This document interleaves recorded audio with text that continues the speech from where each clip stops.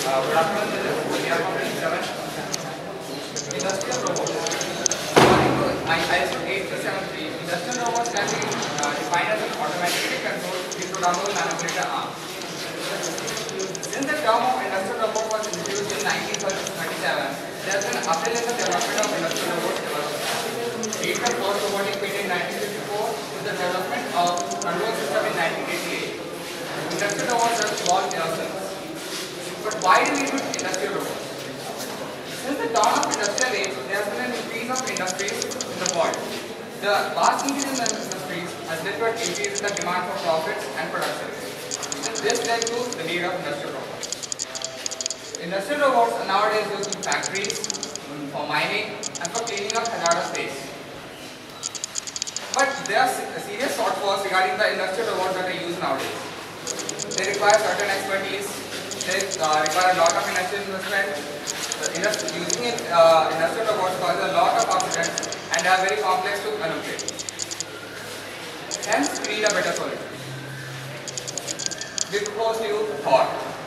THAWR is Teachable Human Augmentation and Workstation Robot. THAWR is a unique product that has many features. Out of which it has a mobile workstation. It has a feature of record and replay where it can do a repetitive work without any loss of efficiency. It has a voice control program. It is a very automatic system. It can be very easily reprogrammed, and it has the ability to mimic the human actuation of the arms. To explain the mechanical design, I will also put into my colleague. So, mechanical design of THAWR can be located in two parts mainly. First is the manipulator arm assembly, and the second one is the chassis, lower chassis. Let's have a look at the manipulator arm. So our manipulator arm has, as you can see, it's a 3DOF. Each leg has 3 rotational degrees of freedom. There are 2 degrees of freedom in the sagittal plane, namely shoulder joint and elbow joint, and 1 degree of freedom in the plane perpendicular for swiveling motion. All these 3 degrees of freedom are actuated by linear actuators because we want THAWR. The intended use of THAWR is in industry, so we want THAWR to be heavy duty and robust. Linear actuators are used for the same.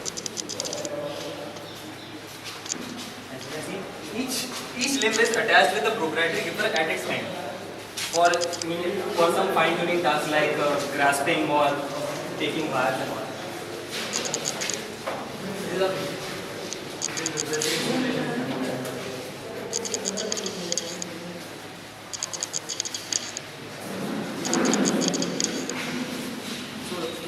Now the manipulated arm design starts with the kinematic line diagram. So we determine from the kinematic line diagram we determine the link length and the actuator placement. The red line you can see it defines the maximum reach of the manipulator. Whereas the blue line, which is the closest to it, determines the closest reach. The black lines are the resting position as shown here. Once the data from the kinematic line diagram was obtained, we made an atoms model and then ran simulations just as to verify our manipulator's kinematic behavior. Now THAWR consists of primarily two types of joints. These joints in the sagittal plane, they are the typical pin revolute nut joints. They are attached just like coupling them and then holding them out. Whereas the third joint, as you can see by the architecture, the third joint has to bear a moment. And because there is a lot of overhang here, this would be approximately 8 to 10 kgs overall, both arms combined. So for that, it has to withstand moment, and that is why we have provided a bearing housing type revolute joint in which the members are connected by compression fit, and this bearing housing is welded with the truss. As you can see here,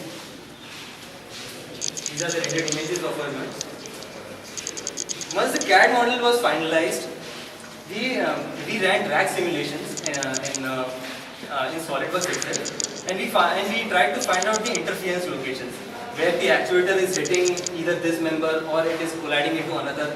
Whenever such things happen, we would make minor modifications and then rectify those mistakes.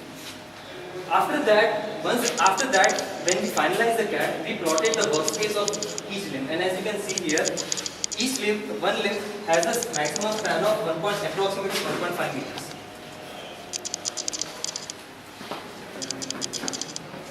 Let's come to the chassis design. The chassis design is just like a typical vehicle. The roll cage is designed, and then the constituents are mounted on particular mounts.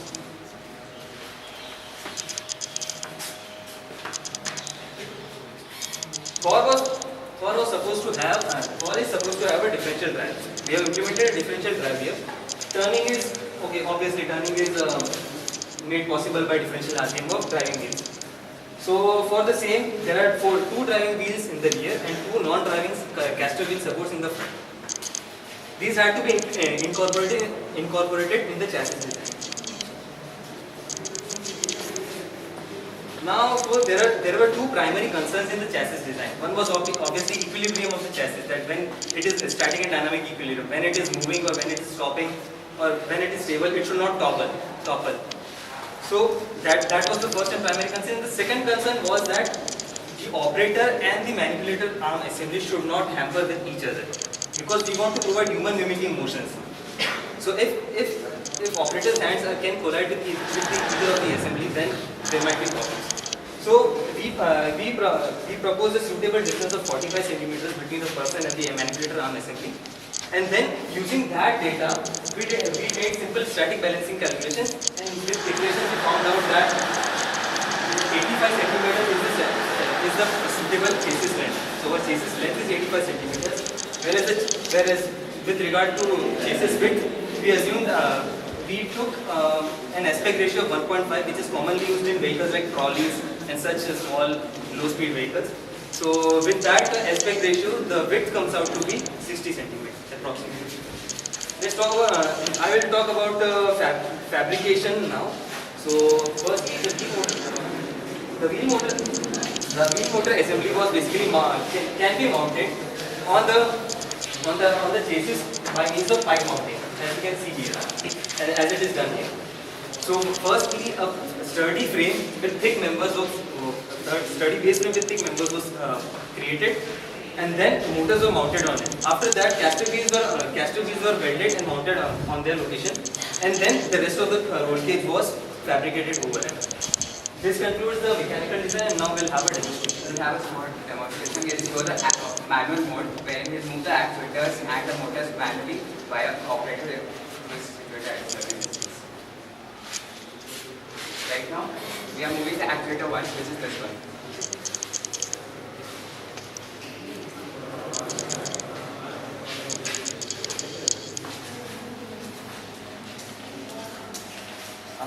I'll continue to the embedded design.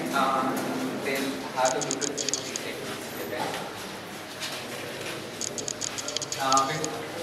next we'll discuss about the embedded design, where first of all we'll discuss about the flex sensors. Flex sensors are situated at the shoulder joint and the elbow joint, which is that whenever there's a change in the flexes, the resistance changes, and hence this acts as a potential divider, which is then feeded into the op-amp, which acts as an impedance buffer, and the output is provided into the microcontroller. We'll have the demo.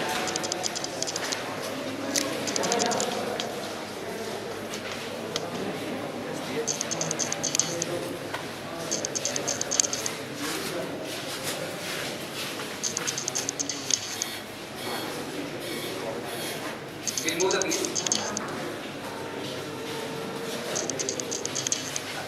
Move your arm out. Move the arm up. Move this actuator to up. Actuator to up. Press it. Fire.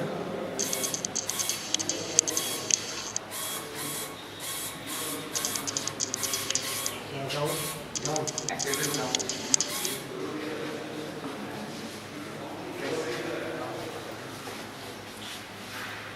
Due to the problem in the Bluetooth, the linkage breaks because of the wireless communication.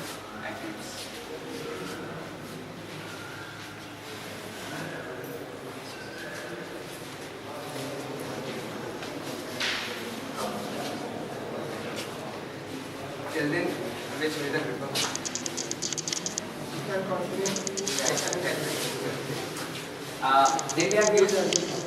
Then we have used MPUs, which is a combination of gyroscope and astrometer, which is situated at the shoulder for this pitch movement. And this actually, there's a problem with astrometers that they are very sensitive, and the gyroscope is that they drift. So because there is a need to implement a filter, which is a complementary filter, which combines these two values to provide a filter data, which is then useful for the processing further. We have used a touch screen, which has been interfaced, which acts like an interface between the user and the microcontroller. The touch screen has three basic modes of operation. First, that is we are showing you is manual mode. Then there are other two modes, which is a mimicking mode and record and replay operation. So we have used ATMega. ATMega is an 8-bit processor, which is the reason for using it is it has a very large number of GPIO bits. The motor drivers are used for the overcurrent protection circuit, as in like when the short circuit happens or overheating takes place. This sends a diagnostic signal to the microcontroller, and in return it stops the motor driver, thus preventing damage to the microcontroller. Now we'll show you the record mode, how the electronic circuits work. There is a touch screen panel that is situated there. When a message is pressed for the recording mode, the signal sent by a Raspberry Pi to the ATMega situated on the board via Bluetooth. The ATMega then records the signal from the press sensor and the gyroscope and stores it in the SD card. Once this recording has taken place, there is a need to replay this. To replay this, the ATMega again reads the SD card and gives the motor driver the necessary actuations and to the motors and the motor drivers. We show you once again. Please shift to the next mode. Now here again in the mic voice controller, which is there, an input is taken from the mic. This mic, the Raspberry Pi decodes the signal what is there and then sends a corresponding signal to the ATMega situated on the board via Bluetooth, and the work of ATMega is only to give the motor driver, the motors, the actuations. The manual mode of operation, as we have seen, is that we can control each and individual actuator or motor independently via device that has been built by us. Now we'll show you the human mimicking mode, wherein when the user lifts his arm, the corresponding movement takes place in the motor. Once it is ready, the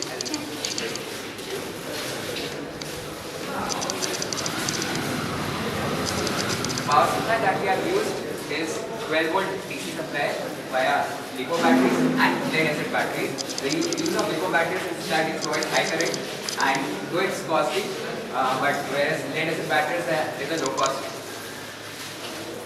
Our circuit is completely modular in the sense the circuit box can be completely detached from the main chassis.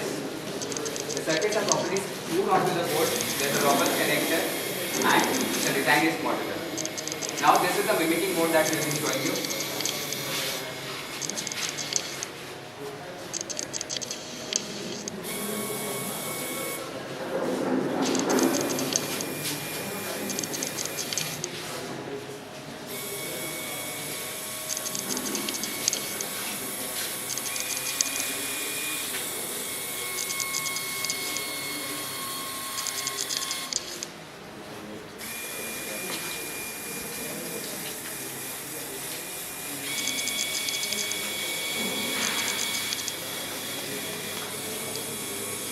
This will settle when speed stabilizes time. This is stable.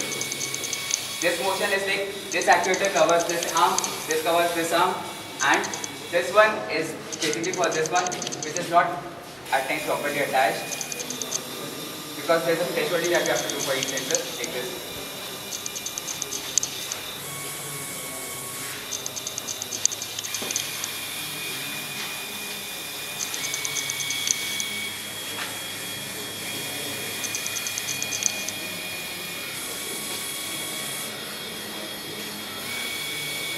Now,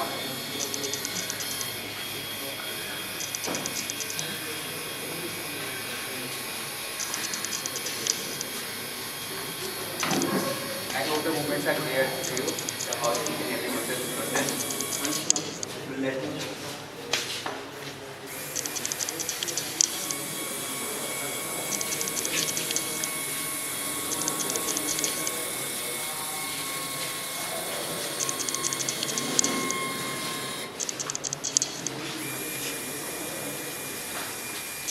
This hand is controlled completely by this, that hand is controlled by this.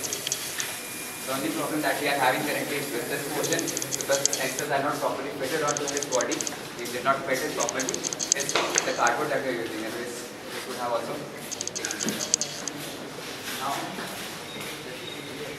Now we move. According to the PPT, I would like to show, as you have seen in the after the demonstration, THAWR is quite a unique set of features. It has a mobile and versatile workstation, as there are mechanical arms attached to it and high-torque DC motors attached to the cases. The recorder replay function that we have incorporated in THAWR makes it easily reprogrammable. The user, as a person or the operator near the user, can easily control the THAWR with human manual control by using the LCD GUI that we have made, or the flex sensors that we have attached to the arm. The manipulator arms attached to THAWR can be used to lift up to about 5 to 10 kg of weight. It makes it a robust and a heavy-duty solution. Apart from that, it can be also used as a replay solution when there is a repetitive work is required by making the standalone operating. The inexpensive automation that we have incorporated in THAWR has been obtained with electric linear actuators that is powered to 12-volt DC supply. Most of the industrial robots that today industries use are very expensive. So they are micro scale industries or small scale industries cannot incorporate them. But we have made THAWR is a cost effective solution that can be easily incorporated by micro and small scale industries. The record and replay motion reduces the amount of human labor that is used by the industry, and thus minimizes the human labor and also increases productivity. By decreasing the involvement of humans, we have increased the workplace safety. THAWR can be used in a variety of applications. Take for example CPRs. In CPRs, there is a continuous requirement of a pick and place crate from one place to another, where there is a repetitive motion required. Same thing can be said for warehouses, where the crates have to be taken from a charging dock to the steering dock. Assembly lines and manufacturing plants are the industries where a lot of repetitive motion is required. The record and replay motion of THAWR that makes it easily, makes it a very very easily implemented solution in these factories. Apart from the record and replay solution, THAWR can also be used for fuel handling in nuclear power plants and biohazard plants. The prototyping cost of THAWR that we have incurred while making it is around 74,000. The breakup is as you can see. Now we'll have a demonstration of the record and replay function.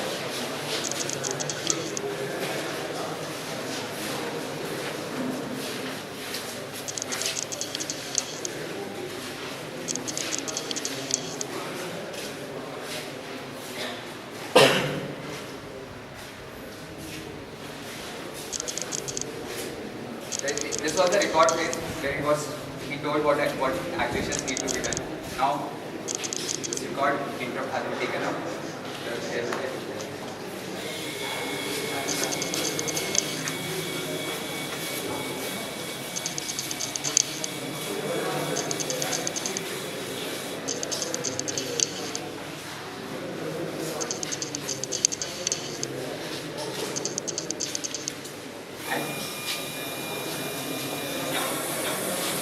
For record and replay mode, what we have done is we take the samples of this at a particular interval and we store it onto the SD card.